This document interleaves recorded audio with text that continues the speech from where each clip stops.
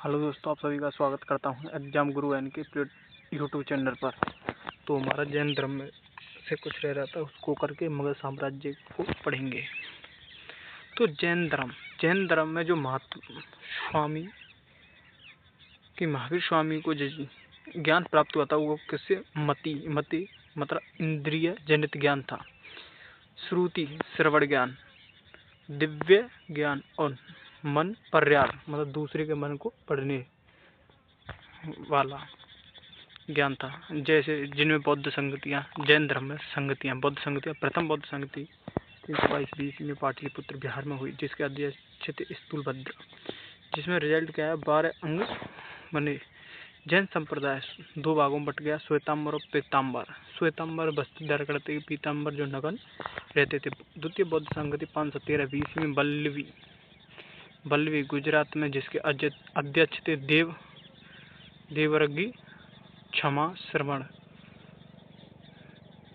जिसमें रिजल्ट 11 अंगों को पढ़ाया लिखा गया।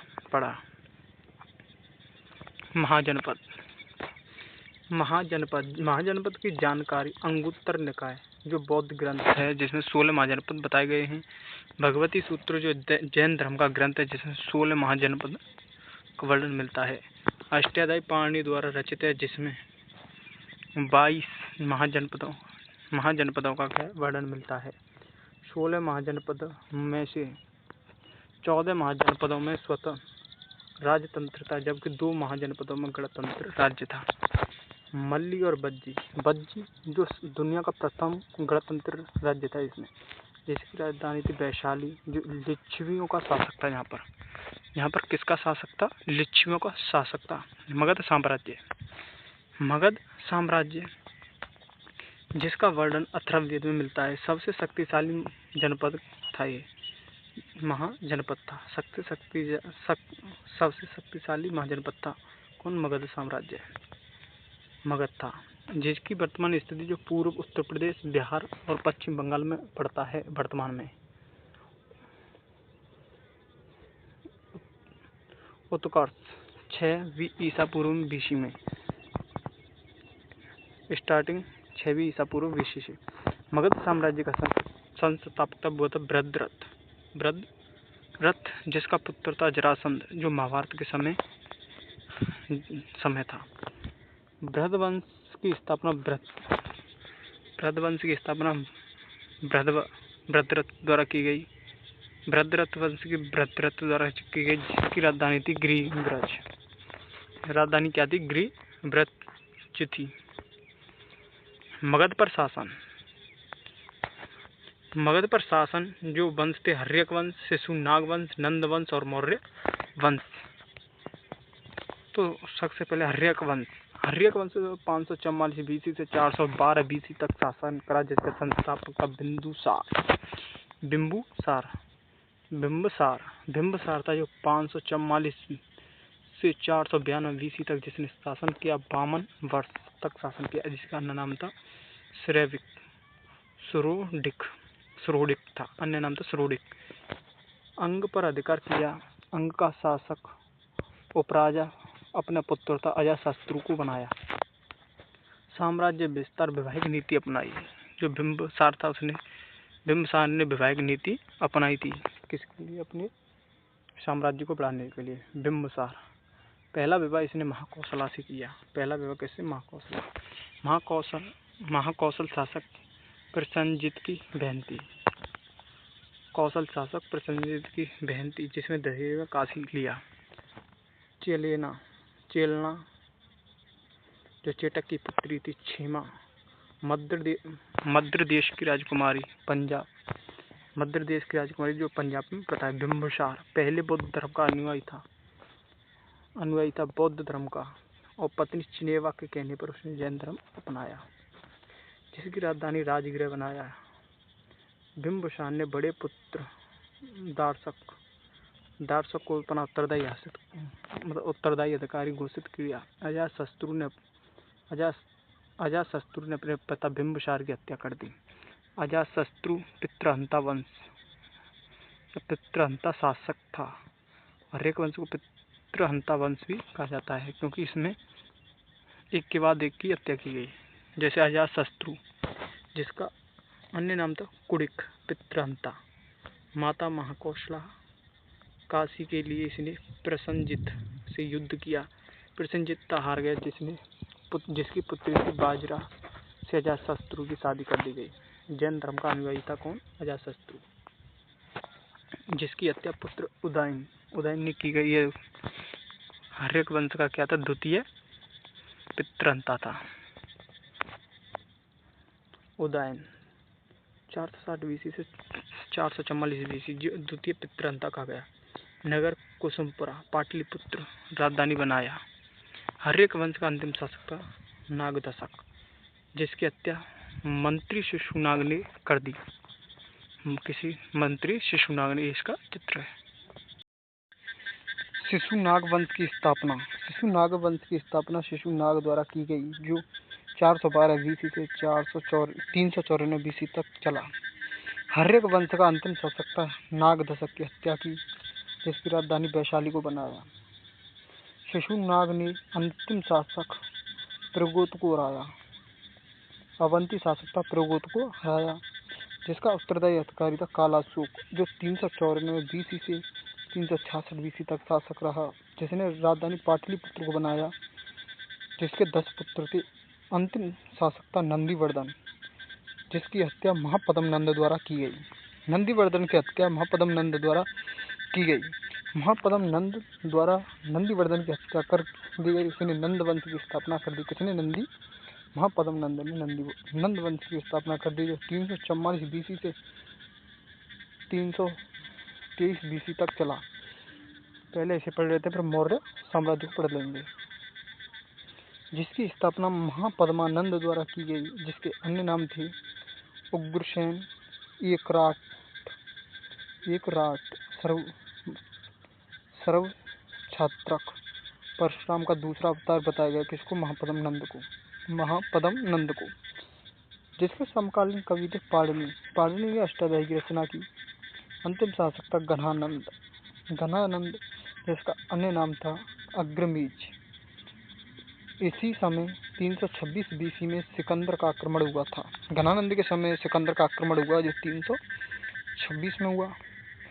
ब्राह्मण साम्राज्य, जो 3 वंश थे ब्राह्मण साम्राज्य में, शुंग वंश, पांडव वंश, सातवाहन वंश।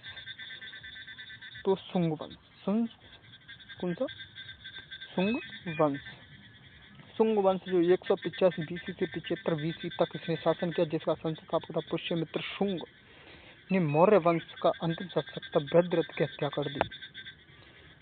अनार्य, जिसे पुष्यमित्र शुंग को अनार्य भी कहा जाता है, जिसके पिता पुष्यधर्म वर्णन दिव्यदान में मिलता है।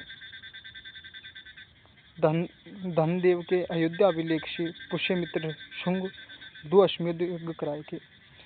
धनदेव के अयोध्या अभिलेख से पता चल जाता है कि पुष्यमित्र शुंग ने 2 अश्वमेध यज्ञ कराए थे, जिसने अपनी राजधानी विदिशा को बनाया। जिसने राजधानी किसको बनाया? विदिशा को बनाया था। पुष्यमित्र शुंग बौद्ध धर्म का अनुयायी था। जो पुष्यमित्र शुंग था वो किसका? बौद्ध धर्म का अनुयायी था। बौद्ध धर्म का उत्पीड़क भी कहा जाता है, जिसे बौद्ध धर्म का उत्पीड़क भी कहा जाता है। भरहूत स्तूप का निर्माण करवाया। पुष्यमित्र शुंग ने भरहूत स्तूप का निर्माण करवाया। बौद्ध धर्म से संबंधित है। जो भरहूत स्तूप है वो किससे? बौद्ध धर्म से संबंधित है। विजय अभियान, विद्रव विजय,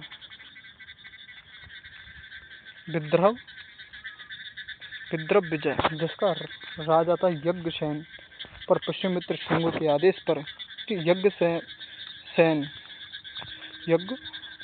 पर पुष्यमित्र शुंग के आदेश पर अग्निमित्र ने आक्रमण कर किया। चचेरी बहन थी मालविका। उल्लेख वर्णन कि इनका वर्णन है वो कालिदास द्वारा लिखित मालविका अग्निमित्र और मालविका दोनों का प्रेम संग्रह है, जो मालविका मित्र है। मालविका अग्निमित्र। यवड़ आक्रमण का वर्णन। यह है दिमित्र डेमेट्रियस, जिसमें जो हार गया था, दिमित्र डेमेट्रियस हार गया था।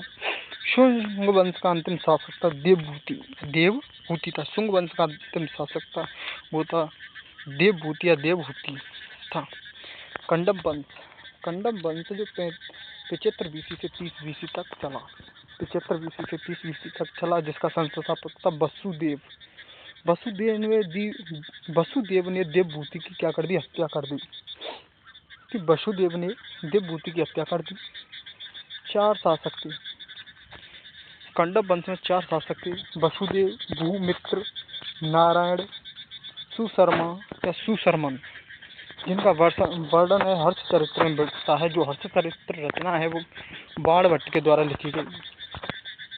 अंतिम शासक कंडम वंश का जो अंतिम शासक था वो था